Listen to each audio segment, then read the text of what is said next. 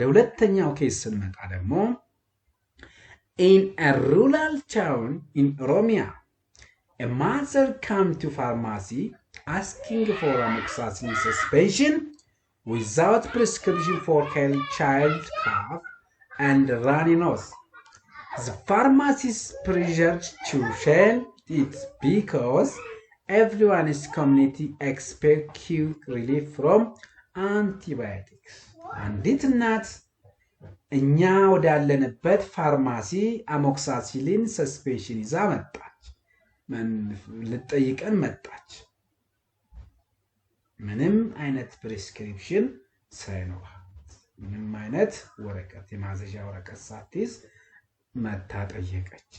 ስለዚህ ፋርማሲስቱ እንዲሸጥ ላጠየቀችው ፋርማሲስቱ ምን አደረገን ያለን ለዛች ለእናት ሰጣት። ምክንያቱም ሰዎች የሚያስቡት እያንዳንዱ ነገር በተለይ ቻይልድ ካፍ ናት፣ ህፃን ናት፣ ለህፃን ነው። በዚህ ላይ ደግሞ ሳል አለባት። በዚህ ላይ ደግሞ እንደ ፈሳሽ ነገሮች አሉ በራኒ ኖዝ እያለን ያለ ማለት ነው። ስለዚህ ለዚህ እንግዲህ አሞክሳሲሊን አንስቶ ሰጣት ነው እያለን ያለው።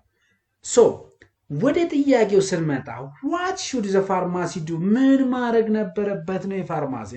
why is this important in Ethiopia? ታዲያ ይሄንን ፋርማሲስቱ ማድረግ ያለበት ምንድን ነበረ? ይሄንንስ ማድረጉ ለኢትዮጵያ ለኛ ለማህበረሰቡ ምን ጥቅም አለው ነው ጥያቄ።